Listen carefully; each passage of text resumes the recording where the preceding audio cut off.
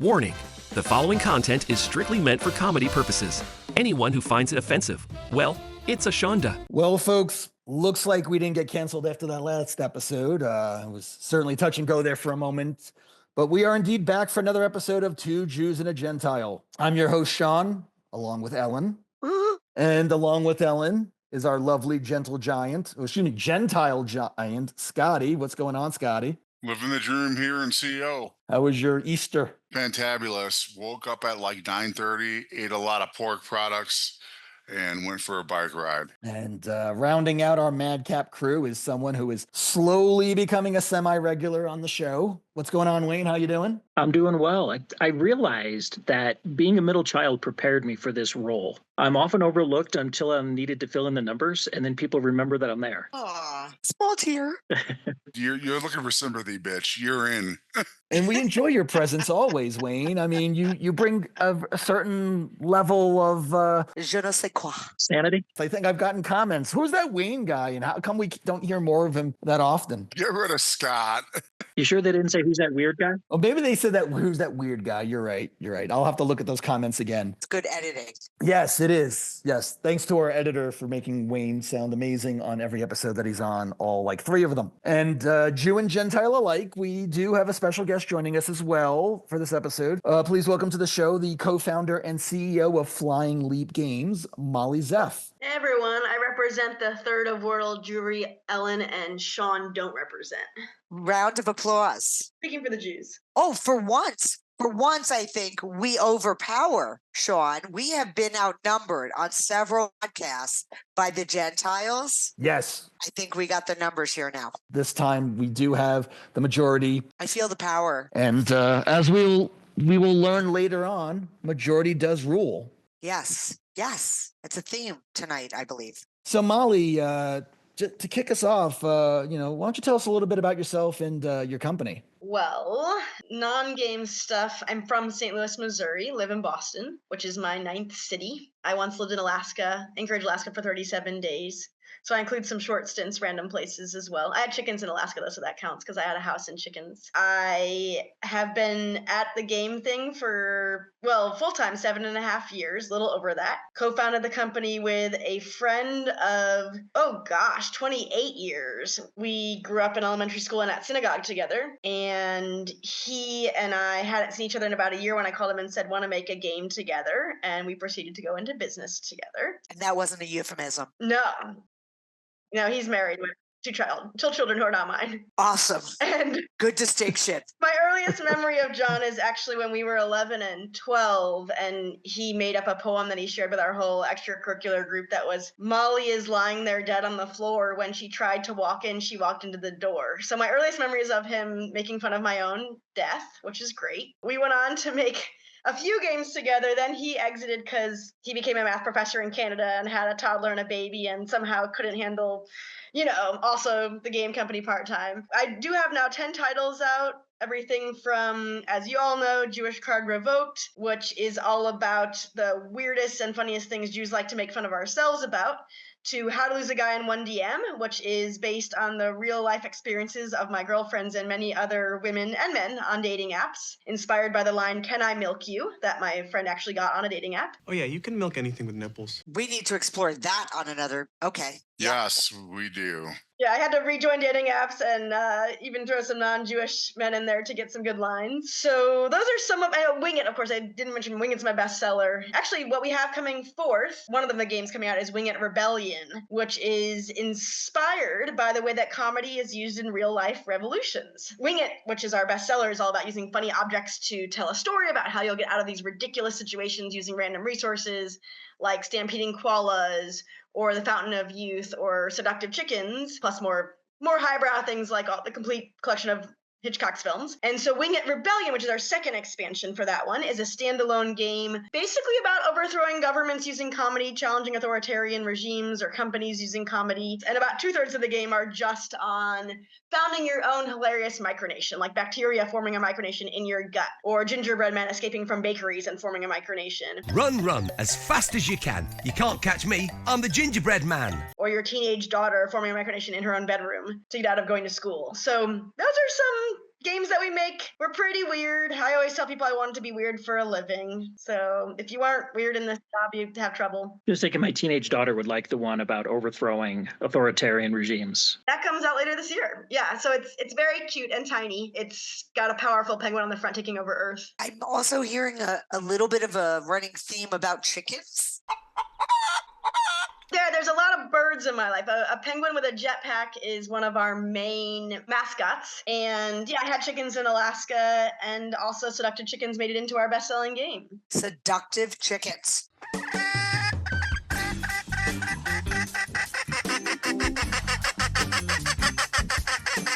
Yeah, they're pretty hot. Okay. Wow. What makes a chicken seductive? Oh, you'll know it when you see it. Okay. I mean, I could probably explore that. And you're not creative at all. I'm hearing you're just like, no creativity. Boring. It's a problem. Yeah, I did draw on some of my own life experiences for creating these games for sure. And overtaking regimes. We won't talk about that today, but maybe. The life experiences of overtaking regimes and something seductive chickens, probably in Alaska. More like getting into trouble a lot. I know I heard a lot about the games and whatnot, but I have to ask, just out of pure curiosity, how large is the Jewish population in Alaska? Oh, I have no idea. I mean, I only lived there for 37 days, but the Frozen Chosen are a tiny, tiny number. I'd have to check, but I can tell you that the entire population of Alaska is less than an eighth the size of New York City, where I also used to live. So, that tells you something. I mean, the entire population of Alaska is only in the 700,000s. It was during the pandemic that I lived there, so I only really interacted with one Jew, who was a friend of mine who set me up to live with the chickens. And so, okay, you've spent time in New York, so we have to, of course, ask the age-old question: what is your favorite New York deli? I'm not a traditional Jew. I don't usually go to delis, but I guess I did really like B&H, the one that is on the Lower East Side that does not take credit cards still. And only takes cash, and actually has really good vegetarian food. I'm a vegetarian. My favorite kosher restaurant in New York City by far is Luann's Wild Ginger, and you will not find a lick of anything Jewish in that place. It's all East Asian fusion. When you mentioned you're not a traditional Jewish and that you eat other foods, I was going to ask if you eat real bacon, but you then said you're a vegetarian. Bacon. Yeah, I am observant. I do keep Shabbat and kosher. What I mean by that is I'm rebelling against my heritage by not going to delis. Okay, so you're not a traditional cultural Jew, is what I'm hearing. I make a really mean vegetarian pastrami, actually. But no matzo ball soup. I did make it once, but we're post-Passover right now. I am sick of anything to do with matzah. Right. I was telling the boys, I just bought my first bottle of Manischewitz this year, but it was after Passover. I didn't open a Haggadah. I did not go to a Seder this year. I think I ate pizza. You didn't ask any questions? I didn't. There were no questions to be asked. I knew all the answers. Tired of being the youngest, seriously. The Jewish tavern and kosher restaurant in Boston that I love, they have phenomenal cocktails, and I specifically avoid the ones that have Manischewitz because I can't stand it.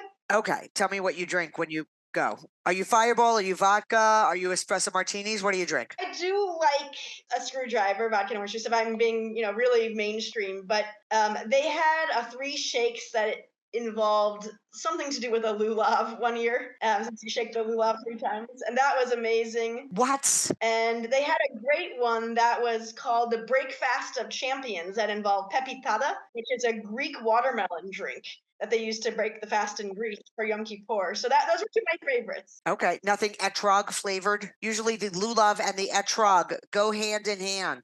Ooh, I can't remember. Would that be like a lemon drop martini? Would that be like etrog martini? Etrogcello? Etrogcello, yeah. Don't really like martinis, but I do get some pretty fancy cocktails there. They're all Jewish themed based on different cultures around the world, different Jewish subcultures. Interesting. So I want to ask games, like game culture. Were you just like a party girl? You liked games? Like why start a game business? Were you an event planner? Just like so many bar mitzvahs, or what's up with the game culture? Well, I played a lot of games in high school, so I already loved them. That's what we did after prom. John, my co-founder, and I used to take our dates back to my house and, do games late into the night, or we would do that all night on New Year's Eve. But flash forward, when we actually founded the company together, it's actually sort of founded out of a weird reason. I did a career in 7.5 years of social enterprises, market-based solutions to poverty, nonprofits, but I love the career, but I really wasn't using my weirdness and my creativity. So part of it is I wanted to invent something that used my weirdness,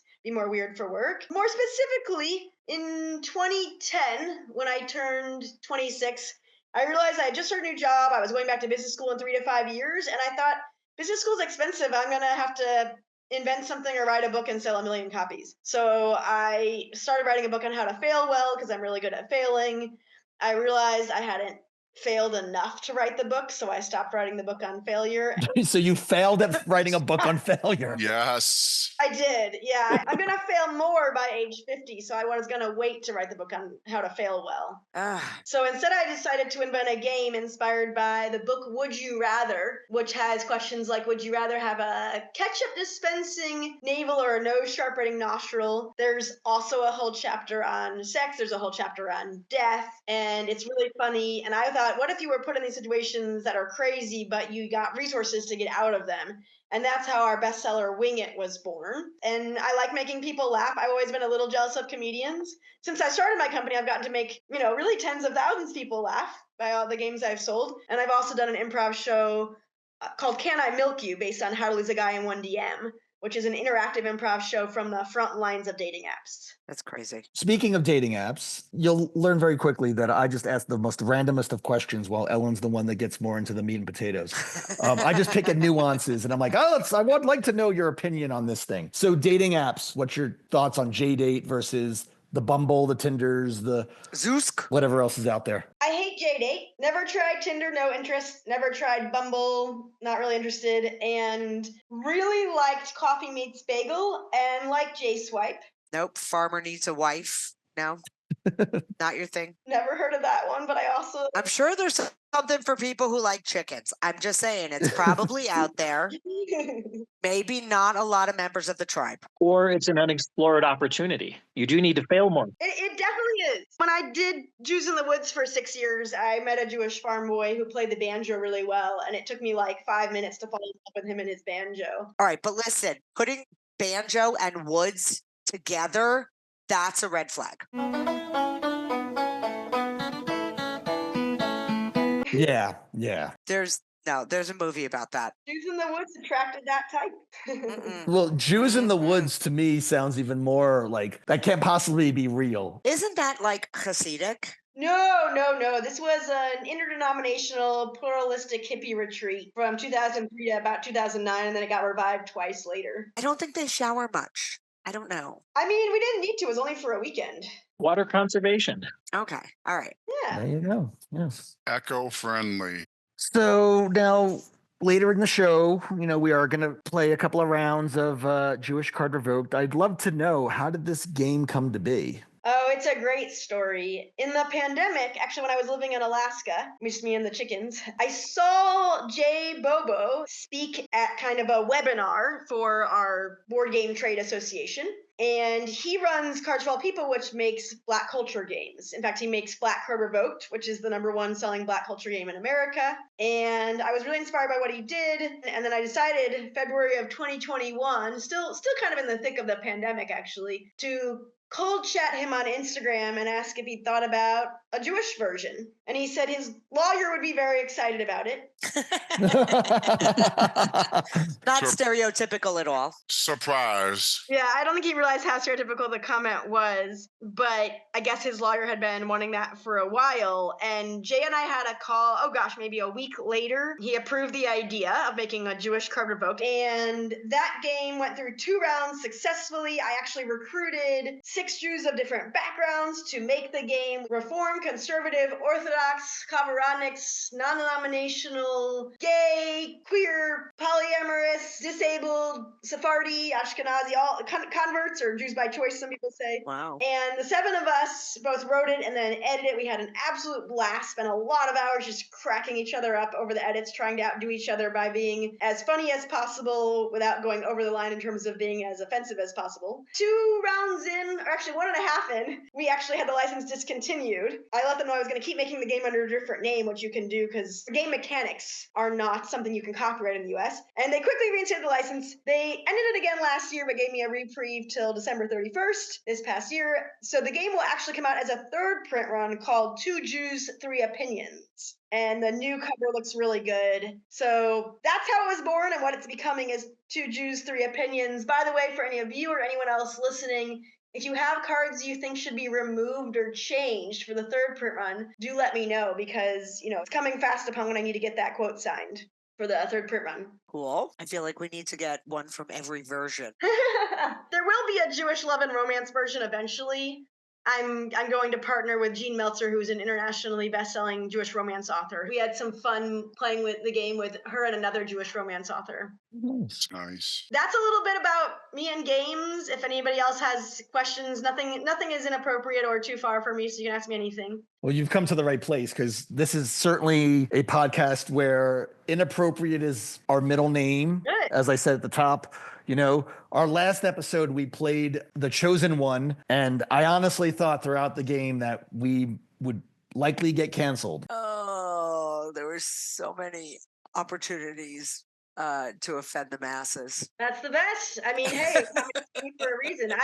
I actually teach a class. I taught at the Jewish Tavern. I'm going to teach it elsewhere too on risking my soul, how not to get canceled when making a Jewish game, and all the various cards that might have caused kerfuffle with various people. I had a friend who wrote about 7 paragraphs to me on Facebook chat on how she, was bothered by the cards about women and neuroticism among Jews, but she didn't play games, so maybe the game wasn't for her.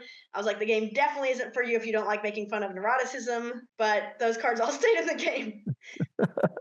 Is that a measurement of success for you? You put a game out, when you see the comments back, like, okay, I crossed the line enough to offend somebody that they took the time to post on social media. Oh, so her comment was only to me, but most people have reached out privately to slam certain cards. Okay. I would say I wasn't trying to get slammed for cards. It's a measure of success if I can make a living from a game making fun of my own people's neurotic tendencies without getting canceled. All attention is good attention, right? It is. If you get people that care enough to get a reaction out of them one way or another, like I got through the apathy, the indifference, whatever, like it may not always be the reaction I would have wanted, but you cared enough or They're talking. yeah. There's no such thing as bad press, as I've learned in the 6 episodes of this podcast, So you talked about before, stand-up comedy and whatnot. As this game, the Jewish Card Revoked, has it been recognized by any of the great Jewish comedians? Like, did you get like a DM from Jerry Seinfeld, for example? I played this game. I love it. I'm going to throw these things into a routine of mine. Who do you think's giving her all these private messages concerning the card? I don't think it would be offended. I don't have this, the how-to lined up. Maybe you guys can help me. But one of my dreams, since Tiffany Haddish makes 2 cards in the game, one of my dreams is to have her actually buy it or even play it with me. You know what they say, once you go black, your toe never grows back. Oh, that would be hysterical. Yeah. So she's kind of my go-to person who I'd love to see played. Just haven't figured out how to text her yet. You got to put it out there in the universe. You got to manifest it. She's like your bucket list, right? You guys right here, I'm manifesting it right now. So you can help me out. Right now. Tiffany Haddish, call her. Call Molly Zeff. We're doing it right now. None of that works. I literally been trying to manifest to get some of these amazing Jewish comedians on the podcast. And you know what? Their DMs are being gatekept. Okay, but we're not ready yet, Sean. We're not ready yet. Okay. We're building up. We're building up to it. It's karma, right? It'll happen when it happens. But we're doing Tiffany Haddish right now for Molly Zeff. We all know people who know people. It's like 6 degrees of separation. You can get There there. you go. Yes. Yeah. We'll do this for you, Molly. I appreciate that. I got to drink more Manischewitz. We got to make it happen. Scotty's way too quiet over there. I'm listening. I'm taking it in, and He's taking notes. yeah, I got to keep learning because I'm the dumb one. Scotty doesn't know. Oh, Scotty doesn't know. So don't tell Scotty. Scotty doesn't know. Scotty doesn't know. Scotty even forgot what tefillin was. Oh no, it's a part you play. We know you know things. Oh, yes. No, you learn something new every episode, and then you bring it back 2 episodes later, like, oh, I remember that. And then you school the other Gentiles like Wayne, and you're like, let me tell you what the menorah really means. No, see, Wayne actually knew stuff. Wayne knew about to fill in, and he reminded Scotty. We go and play bingo several times a week. It's not like old people bingo, but it's like naughty bingo, and they give out lingerie. So last night, Scotty won lingerie. It was this lacy little thing. Yeah, baby. Now, if you saw Scotty on Zoom earlier tonight, he's not a little guy. We put the lingerie on him. It was a lacy thing, but he wore it pretty much all night. We asked him tonight why he wasn't wearing it, but Wayne suggested that if he had worn it tonight, it would be like tefillin, right? Because then he would have the marks from it. Scotty forgot what tefillin was, but Wayne remembered. We're teaching. Yes. It's an educational podcast. The only point of concern, though, is what you're teaching. Because to me, in my head, tefillin is Jewish BDSM. Like, that's what's in my head. It is true. And I said it would have been to fill out, not to fill in, because Scotty would be popping out all over. It was lacy. What the fuck? It's a terrible visual now. I'm sorry you all had to do that. I'm so sorry. Can we play a game? Yes, I think let's play a game. I think at this point, That's a segue. I'm excited to play Jewish Card Revoked. I know Ellen's excited. I'm so excited. I want to play that other game too, though, Molly. How to lose the guy on 1VM. Scotty, are you excited? I'm verklempt. He's verklempt. Oh, he remembered a word. Very good. Gold star, Scotty. Or he searched for it. Molly, why don't you run down, for our listeners at home and I guess for us as well, how exactly do we play? Oh, it's so incredibly simple. Good, because we're simple. So, first, someone reads aloud a card with, quote, trivia questions, which are not actually trivia at all. They're really just your opinion questions. Then everyone votes with their ABCD card by holding it up, because the trivia questions always have 4 options. And then, because people weren't arguing enough in playtesting, we instituted mandatory arguing, which means each person gets 45 seconds or less. If they're from the majority opinion, we just take one person and then someone from each minority opinion to explain why theirs or defend why theirs is the best choice. And then we revote and see if anyone convinced anyone else. Now, there's no way to gain points in Jewish Card Revoked. You can only lose points. So you can only go downhill. When you start at 10, you can get to 0, but you can never go up again. And if you go to 0, the idea is you get your Jewish card revoked. Although, as I mentioned, in the next print run, it will just be 2 Jews, 3 opinions. So then it's just that you lose points. So I'm going to read aloud some of my favorite cards, and people will vote. I just want to note, because it's a Jewish game, there is an entire category of card called worry. There's also a food category, which is a popular one. And we've got, a few others: culture, Jewish celebrities, holidays, etc. Entertainment. By the way, Broadway is separate from entertainment. I love Broadway. Give me all the Broadway. She can write a TED Talk on Broadway. Oh, yes. I'm thinking I actually will do a Broadway one. So I'll start with a simple one that most people will have strong opinions on. And this one also has a great story we can chime in with as well behind it. Jewish Standard Time is A, 15 to 30 minutes late. B, 15 to 30 minutes early, but only if you're a Yeki. C, 3 to 6 hours late, but only for Syrian Jewish weddings. Or D, what is, quote, time, really? We'll start when I get there. And this is under culture. Take your time. Maybe on the count of 3, I'll say flash your cards, and then flash your cards, nothing else. Don't flash anything else. Thank you for that distinction. You're welcome. I like to keep it PG here. Ready? 1, 2, 3, go. Okay, we got a B, a D, a C. We're waiting on Scott. Hard decision here, D. Okay, we got the 2 Gentiles with Ds. They're not Jewish. So defend why that's your best answer, Wayne. My answer, I only know a few Jewish people. That's just based upon my experience. It's not that they're late, but they're not as worried about time. Like, it's the things are still going to happen. People are still going to be there. They're still going to be drinking. Somebody looks aghast in the panel of people. We're not going to call out Ellen. So this is the point where I shut up. Wow, you really don't know any traditional Yekis. The German Jews are always on time. I don't. When you said Yeki, I thought you said Yeti. Is that like the Jewish Yeti, like people that just don't shave, they're covered in fur, and that's where my head went. Yeki, the German Jews always on time. And my ex-partner, still a good friend, he used to say he'd rather be, he still says this, I'd rather be an hour early than a minute late, which did not work in our relationship because I really treasure my right to be late. Okay, so Ellen, defend your choice. So my first wedding, we told his whole family that the wedding actually started an hour earlier than it did just so they would be on time. And they were still late. Half of his family walked down the aisle just after me. Wow. That was C, 3 to 6 hours late, but only for Syrian Jewish weddings. Okay, and Sean, go for it. I mainly just chose that because I come from a heritage of Syrian Jews, and I just wanted to give them a shout out. Well done. So now we're gonna see if anybody convinced anyone. So just do a quick revote. 1, 2, 3, and I see 2 B's and 2 D's. It is a tie. So let's just say you all lose a point.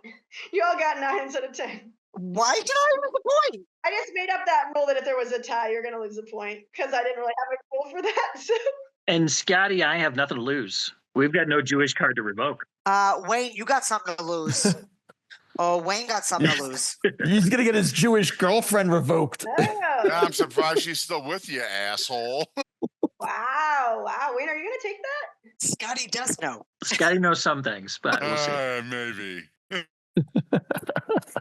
Okay, next question. When I put that out on the internet for answers, someone told the story that he's a friend of mine who's a rabbi in his Ashkenazi root. He said that when he went to a Syrian Jewish wedding, he was told they always start late. So he arrived an hour late with an Ashkenazi friend. And not even the bride and groom were there. Only a few people were there. And the father of the bride was talking with people and then looked at them and whispered quietly, Ashkenazim in Persian. He was saying, like, look at these Ashkenazim. They're so early. I mean, they were still an hour late, but that was too early for this wedding. Well, we had a Broadway request. Shall I try for that one? Yes. Yeah, go for it. I got my jazz hands out. Her jazz hands. Has everyone seen Fiddler on the Roof first? Nope. Of course. Hello. Played Golda when I was 8.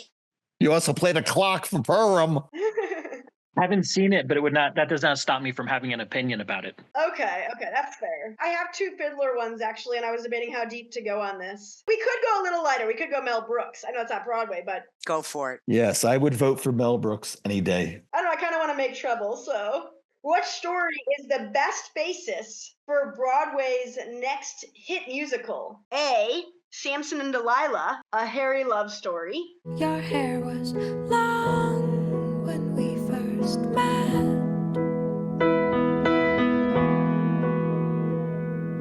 Samson went back to bed, not much hair left on his head. He was the one who, if you cut his hair, he lost all his strength. And yeah. B, Song of Songs, don't worry, it's definitely an allegory, because it gets very sexual. It's what we read every Passover. C, Tamar and Yehuda, the parts you never studied in school. She was the one who faked being a prostitute, so her father-in-law would have sex with her, to continue the line. Or D, Chad Gad Ya, the untold story. One little goat from Passover. So I'm going to read these one more time. A, Samson and Delilah, a hairy love story. B, Song of Songs, don't worry, it's definitely an allegory.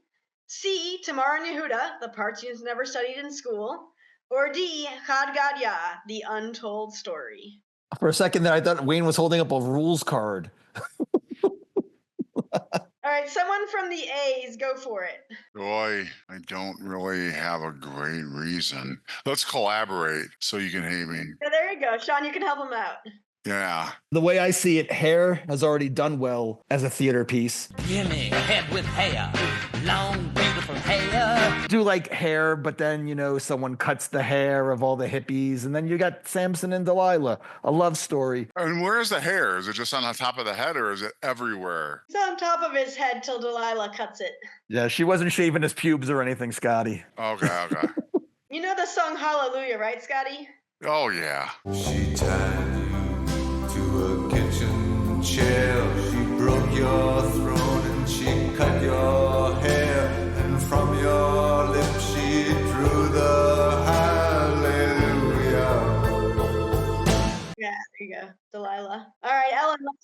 Hot God, yeah. It's a whole story. It's pretty fascinating, yeah. Sells the goat for 2 zuzim. I mean, it's monumental. That drank the water, that quenched the fire, that burnt the stick, that beat the dog, that bit the cat, that ate the kid, that father, but for 2 you use him. Hot God, yeah! You can make a 3-hour Broadway show out of the whole story. Honestly, Ellen, sometimes when we do these podcasts, I feel like it's one Jew and 2 Gentiles. Like, you out-Jew me every time. My father sold for 2 zuzim. Hot God, yeah. Hot God, yeah. It's a pretty powerful story. You've been out Jewed, is that what I'm hearing? Yes. Oh, I'm totally being out-Jewed here. It goes on and on and on. It involves the whole neighborhood. There's a lot of casting that can be done. I'm going to just throw away my Jewish card right now on account of Ellen's out-Jewing me. The super Jew. I didn't even read the Haggadah this year. Wayne, let's hear you out-Jew them. You know, it sounded like an interesting summary that you gave. You know, I had Mulan vibes of like pretending to be somebody you're not to accomplish something. Granted, a little higher on the rating scale. No farm animals involved. Plays to a tighter audience. I think the hair stuff's been overdone. Wow.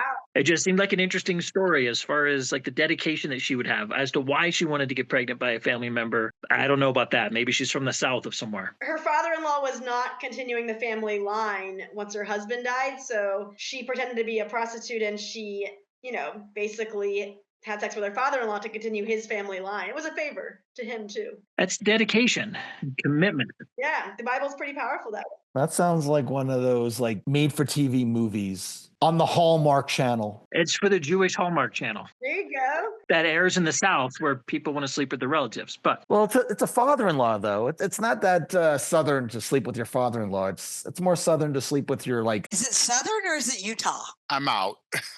Oh my gosh, you guys. Half my family is Texan and they do not sleep with each other. I just want to say that in my family, the scandal was not about that at all. We were like a family into shotgun weddings, but without the wedding. So when my great-grandma's sister, so my great-aunt was impregnated by a young man, my great-grandma just shot him and killed him. Wasn't punished. And then it happened again, and he just shot the second dude, killed him, and never punished. That was actually my non-Jewish side, but that was Oklahoma in the early 1900s. Very, very lawless, wild west of a place. Yes. some hillbillies on my dad's side. I don't think they did that, though. But there are parts of the family tree that are more represented like vines rather than branching trees. Sorry, we're off topic. Let's vote. Let's do a revote. So we've got hot dog on the table. We've got prostitution with your father-in-law on the table. Help me out here. Oh, we've got Samson and Delilah, a Harry love story on the table. Let's vote. A, B, C, or D. 1, 2, 3. Clear winner here. Wayne gets a point deducted. Kadgadya won. Well done. Well done. I feel like it could be done by the production company that did Lion King. Think of the puppets. I did actually see that show. It's one of the only Broadway shows I've ever seen. Right? Julie Traymore costumes, right? Wouldn't you use real goats just so you don't have union issues of like, they say, hey, we could have cast real goats in there and now they're protesting? No. It's Broadway. No. The smell alone would... No. All right. Julie Traymore would win a Tony for costumes. It would be wonderful. I would real goats. I think if there was real poop on the stage, people would feel like they were like in the scene. More authentic, yeah. And if people, just in case anybody tries to boo, you can throw something at them. Yeah, there's always poop on hand. Let's talk about anxiety. We can't play a Jewish game without a little worry and anxiety. So, let's do it. I need more wine, but okay. What's the most Jewish ailment? A, lactose intolerance. B, severe anxiety. C, seasonal allergies all year, like all the time for some reason. Or D, yelling. Take it away whenever. So we got a clear winner D with the yelling. Okay, Sean, we'll start with you, and then we'll go in my order. Yelling, plain and simple. I come from a family of Brooklyn Jews who, our communication style, we don't talk, we yell. Even now, I continuously yell. I could be at a birthday party, happy as a clam, and I'm going to be yelling. That's just how it works. We're always very much angry about something or excited about something, but we just can't communicate any other way other than yelling. We are just a very boisterous and loud people. If you don't believe me, go to a Jewish synagogue. My personal favorite form of davening is to just yell.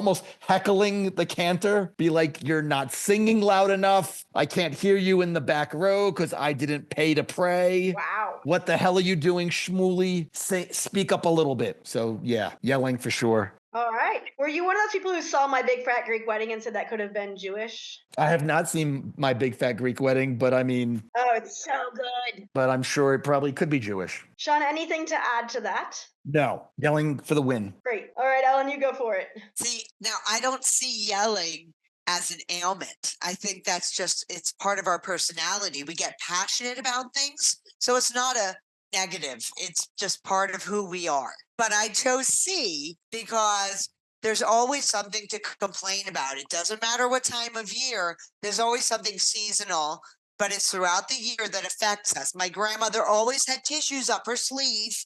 It didn't matter whether it was spring, there was a spring sweater, or winter, there was a winter sweater. You always had a sweater.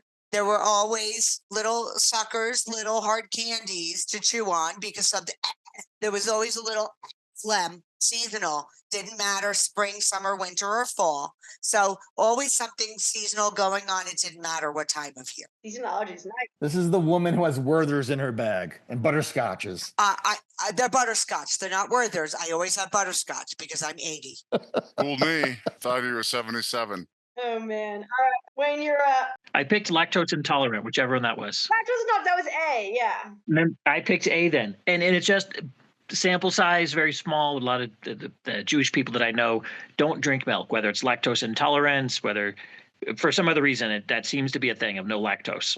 Seems to be a no bread thing too, but that could just be certain people. That's just recent. That's a seasonal thing. It's a seasonal allergy. To bread, yes. See, on the loud part, I was thinking more New England people are loud. Not that they're loud because they're Jewish, but that's why I didn't pick D. Yeah, like all New Yorkers are kind of loud. Jews just happen to assimilate by being loud too. Those New Jersey people too. Yeah, I think we're outside of New England now, but that's okay. Still, it's all the East Coast. When Ellen was saying about the seasons like spring, summer, winter, fall, whatever, there's a song where that's a lyric, and I was just expecting her to sing that in chorus for some reason. How does that go? Winter, spring, summer, or fall.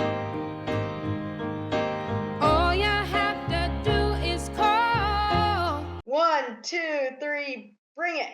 A, lactose intolerance for Sean. We got a D from Scotty.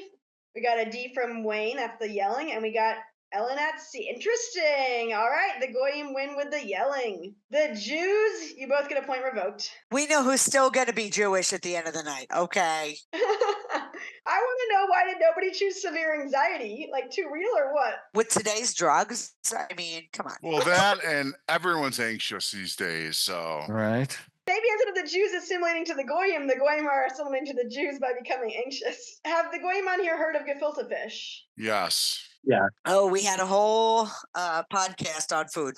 Okay, we're going to do a gefilte fish one because gefilte fish it's one of those foods, as y'all can probably identify with, that evokes very strong feelings.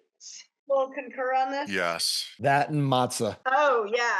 And I should just add that there are people who used to actually get gefilte fish in their bathtub and then cook it like real fish. I told them about the carp in the bathtub story. Nice. I had to learn about that for this game. I became more Jewish making it, actually. I got points added to my card. So, okay. Gefilte fish should be A, taken from a jar, B, cooked as a loaf, C, made from the freshest fish possible taken live from the bathtub, or D, blotted from the memory of the Jewish people. Get your answers ready on the count of 3. 1, 2, 3, go. Oh, wow, we got 3 Ds here. We got some strong opinions.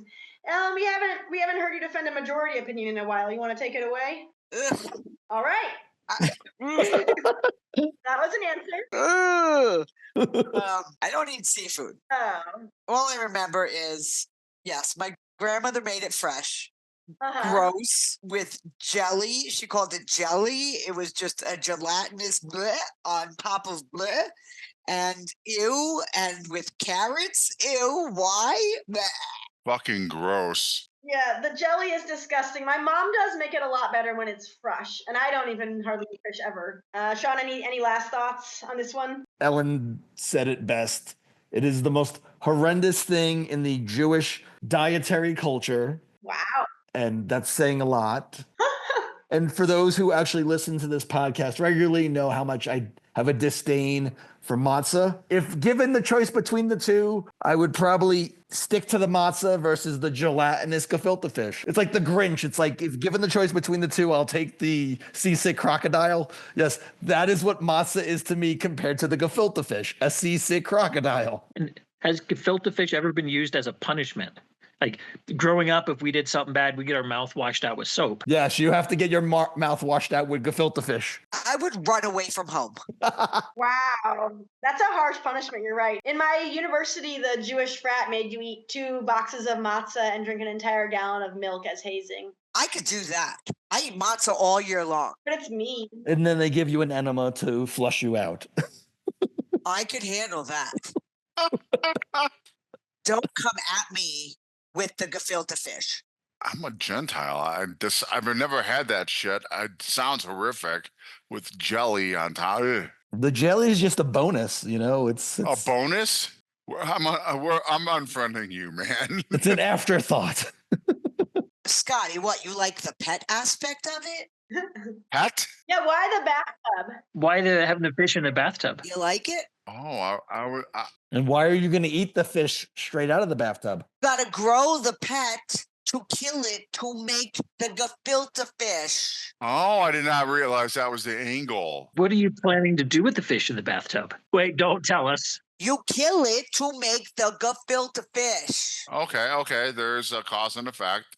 So we would have fresh fish. Isn't that beautiful? Scotty wants to be able to sit on the toilet with a little fishing rod and fish for the gefilte fish. Yeah, while pinching a loaf. Oh, God.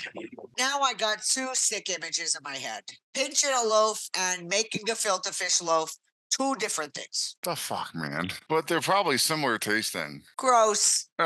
It's all gross. Exactly. On the count of 3, flash your cards. 1, 2, 3, go.